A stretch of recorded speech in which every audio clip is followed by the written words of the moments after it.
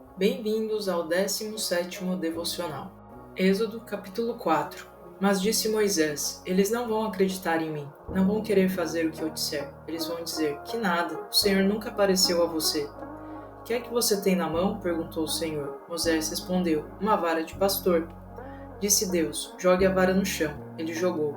A vara virou cobra e Moisés fugiu dela. Disse o Senhor: Pegue a cobra pelo rabo. Ele pegou e ela virou vara na hora. Com isso, eles vão acreditar que o Senhor, o Deus dos seus pais, o Deus de Abraão, de Isaque e de Jacó, apareceu a você. Disse o Senhor: Põe a mão no peito. Ele obedeceu. Quando tirou a mão, viu que ela estava branca de lepra. Ponha de novo a mão no peito, disse o Senhor. Moisés fez isso e quando tirou, viu que estava inteiramente sã, como o restante do corpo. Disse Deus: Se eles não acreditarem ao verem o primeiro milagre, acreditarão quando virem o segundo. E se por acaso não aceitarem você, depois destes 2 sinais, farei outro. Você despejará na terra seca a água tirada do rio Nilo. Essa água virará sangue. Moisés continuou teimando. Disse ele: Ah, Senhor, nunca fui bom para falar, nem antes nem depois que o Senhor falou comigo, pois sou lerdo para falar. Quem faz a boca dos homens? Disse o Senhor. Quem faz com que o homem fale ou não fale, veja ou não veja, escute ou não escute? Não sou eu, o Senhor? Agora vá, eu farei com que você fale bem e direi o que você terá de falar. Mas Moisés disse: Ah, Senhor, mande outro no meu lugar. Então inflamou-se a ira do Senhor. Está bem, disse ele. Arão, levita, seu irmão, vem aí. Ele vai ficar contente por ver você. Eu sei que ele tem facilidade para falar. Você dirá a ele as palavras e ele falará no seu lugar. Eu ajudarei vocês dois a falarem e direi aos dois o que devem fazer. Ele será intermediário entre você e o povo. Você falará por meio dele, será como Deus para ele. Mais uma coisa, não esqueça a vara. Com ela você vai fazer os milagres. Moisés voltou para casa e disse ao seu sogro Jetro: Peço licença para ir até o Egito. Quero ver como estão os meus parentes, pois não sei nem se eles ainda estão vivos. Disse Jetro: Pode ir. Desejo que viaje em paz. Nesse mesmo tempo, o Senhor falou com Moisés em Midian. Disse ele: Pode voltar tranquilo para o Egito. Digo isto porque todos aqueles que estavam querendo matar você já morreram. Moisés começou a viagem para o Egito. A família dele foi junto. A mulher e os filhos foram montados em um jumento. Moisés levou a vara de Deus. O Senhor disse a Moisés: Quando chegar de volta ao Egito, trate de fazer na frente de Faraó todos os milagres que mostrei. Mas eu vou fazer com que ele fique de coração duro e não deixe o povo sair. Você deverá dizer a Faraó: Disse o Senhor, Israel é o meu filho mais velho. Sou eu que estou mandando você deixar o meu filho sair para me prestar culto. Se você não deixar, vou matar o seu filho mais velho. Durante a viagem, Moisés parou para passar a noite numa pensão. Ali o Senhor apareceu e ameaçou matar Moisés. Então Zípora circuncidou o filho e lançou a pele cortada aos pés de Moisés. Fez isso e disse: Que marido sanguinário você ficou. Disse isto por causa da circuncisão. Aí o Senhor deixou Moisés. Depois o Senhor disse a Arão: Vá se encontrar com Moisés no deserto. Arão foi e encontrou Moisés no monte Horebe, o monte de Deus. Os 2 irmãos se abraçaram. Moisés contou a Arão tudo o que Deus tinha dito e falou dos milagres que deviam fazer na frente de Faraó. Moisés e Arão foram para o Egito e convocaram uma assembleia de todos os líderes de Israel. Arão disse tudo o que o Senhor tinha falado a Moisés e fez os milagres na frente deles. Assim o povo de Israel acreditou que Deus tinha mandado Moisés e Arão. E quando os ouviram dizer que o Senhor tinha visitado os israelitas, tinha visto os sofrimentos deles e estava disposto a libertar o povo de Israel, inclinaram as cabeças e prestaram culto a Deus. Êxodo capítulo 5. Depois Moisés e Arão foram falar com Faraó. Disseram: Viemos trazer uma mensagem da parte do Senhor, o Deus de Israel.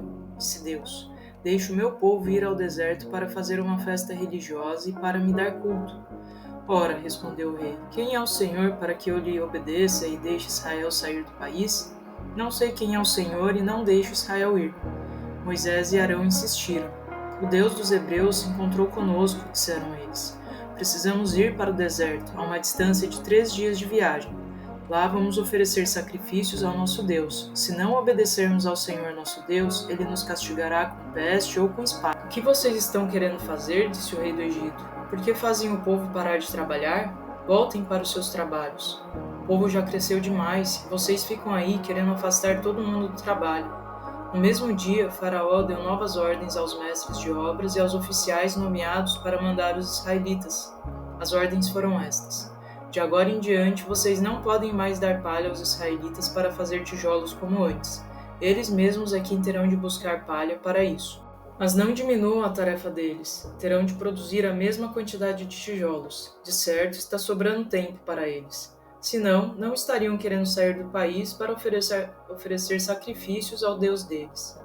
Aumentem a carga deles, porque assim terão de pensar só no serviço. Não sobrará tempo, nem terão forças para dar ouvidos às mentiras de homens como Moisés e Arão. Os mestres de obras e os oficiais transmitiram logo as ordens do rei aos israelitas. Escutem a nova ordem de Faraó, disseram eles. Vocês não receberão mais palha. Terão de procurar e ajuntar palha onde puderem, e terão de fazer as mesmas tarefas como quando recebiam palha.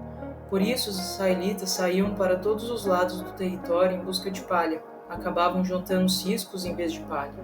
Os mestres de obras davam em cima deles: tratem de acabar o serviço, diziam. Tratem de fazer a mesma quantidade de tijolos que faziam quando recebiam palha. E batiam nos oficiais israelitas que tinham sido nomeados para dirigir os grupos de trabalho. Porque não acabaram a tarefa de ontem e de hoje? Gritavam. Por que não fazem tijolos como antes? Quando saíram do palácio, deram com Moisés e Arão, que estavam ali à espera deles. Os oficiais disseram aos dois irmãos: Deus seja o juiz de vocês, pois deram motivo ao rei e ao povo dele para nos odiarem e nos matarem. E Moisés clamou ao Senhor: Ó Senhor, disse ele, por que trata o seu povo desse jeito? Por que me mandou para isso? Pois desde que transmitia sua mensagem a Faraó, ele piorou o tratamento dado ao seu povo. E a verdade é que o Senhor não libertou o seu povo. Êxodo capítulo 6. Agora você vai ver o que vou fazer com Faraó, disse o Senhor a Moisés, pois ele tem de ser forçado a deixar o meu povo sair. Mas ele não só vai deixar o povo sair, vai mandar que o povo saia. A minha forte mão fará isto. Disse ainda Deus a Moisés: Eu sou o Senhor. Eu me apresentei a Abraão, a Isaque e a Jacó, mas com o nome de Deus Todo-Poderoso não revelei a eles todo o significado do meu nome propriamente dito, que é o Senhor. Fiz um sério contrato com eles. Nesse contrato, prometi dar a eles e aos descendentes deles a terra de Canaã, onde eles moraram como imigrantes. Agora que ouvi o gemido dos israelitas escravizados no Egito, vou cumprir a promessa que fiz. Portanto, diga a Israel que eu sou o Senhor. Diga que vou libertar o povo de Israel das cargas e da escravidão do Egito. Diga que vou fazer essa ação de livramento com meu grande poder e com milagrosas demonstrações do meu julgamento, condenando o Egito. Diga mais isto, que eu vou fazer com que os israelitas sejam meu povo e eu serei o Deus deles. E saberão que eu sou o Senhor, o Deus de Israel, e que serão livres, porque eu vou tirar o meu povo do Egito, e meu povo estará livre nos abusos dos egípcios. Eu mesmo levarei o povo de Israel àquela terra que prometi dar a Abraão, a Isaque e a Jacó, e aos descendentes deles. O meu povo será dono daquela terra. Moisés falou isso tudo aos israelitas, mas eles não acreditaram nele. Isso porque estavam muito desanimados e porque a escravidão era dura demais. O Senhor tomou a falar a Moisés: Vá falar com Faraó, o rei do Egito, disse Deus. Diga a ele que deixe os israelitas saírem do país. Mas, Senhor, disse Moisés, se nem o meu povo me dá mais ouvidos, como esperar que o rei me escute? Além disso, não sou bom na arte de falar. Então o Senhor mandou Arão junto com Moisés. Disse que fossem falar com os israelitas e com Faraó, o rei do Egito, para que deixasse o povo de Israel sair do Egito. Registra-se aqui a lista de nomes dos chefes dos grupos de famílias das várias tribos de Israel. É a seguinte: filhos de Ruben, o filho mais velho de Israel, Enoque, Palu, Esrom e Carmi. Os filhos de Simeão, Jemuel, Jamim, Oade, Jaquim, Zoar e Saul, sendo que a mãe de Saul era uma mulher cananeia. Filhos de Levi, por ordem de idade, Gerson, Coate e Merari.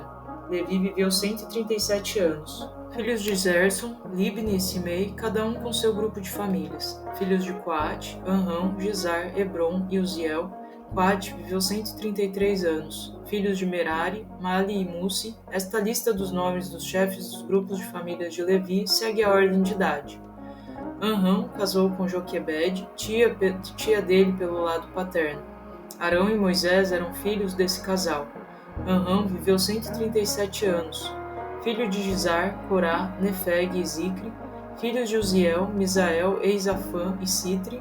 Arão casou com Eliseba, filha de Aminadab e irmã de Naasson. O casal teve estes filhos: Nadab, Abiú, Eleazar e Itamar. Filhos de Corá: Assir, Eucana, Abiasaf. São estas as famílias pertencentes ao grupo das famílias de Corá. Eleazar, filho de Arão, casou com uma filha de Putiel. Finéias, filho desse casal. Esses são os nomes dos chefes dos grupos de famílias dos levitas e das famílias que formavam esses grupos. Arão e Moisés, incluídos nessa lista, são os mesmos Arão e Moisés aos quais o Senhor disse: tirem todo o povo de Israel da terra do Egito. E foram enviados a Faraó, rei do Egito. Foram pedir licença para levar o povo para fora do Egito. Foi a estes Arão e Moisés que o Senhor disse: eu sou o Senhor. Vão entregar a Faraó a mensagem que dei a vocês. Foi este Moisés que respondeu ao Senhor dizendo: não posso fazer esse trabalho, eu não sou bom para falar. Como posso esperar que Faraó me escute?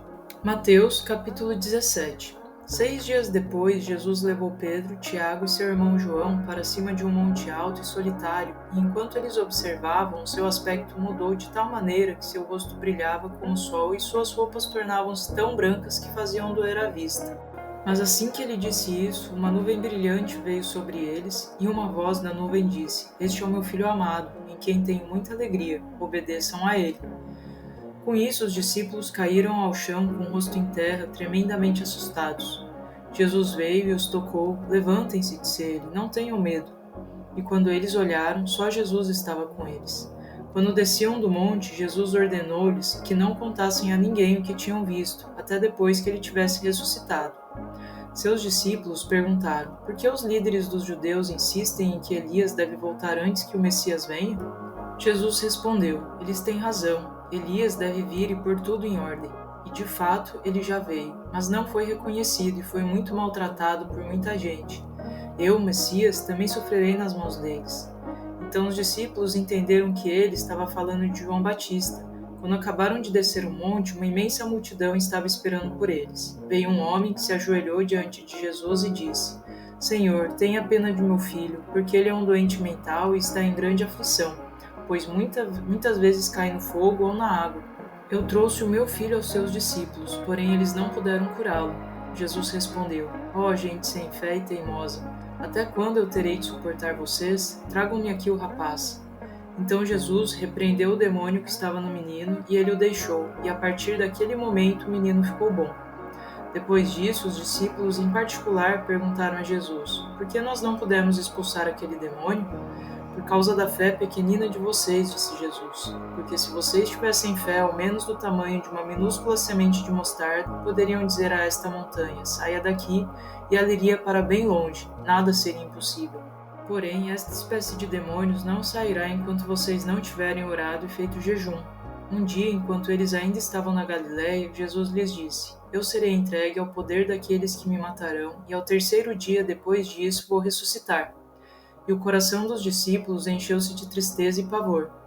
Ao chegarem a Cafarnaum, os cobradores de impostos para o templo vieram a Pedro e lhe perguntaram: o mestre de vocês não paga impostos?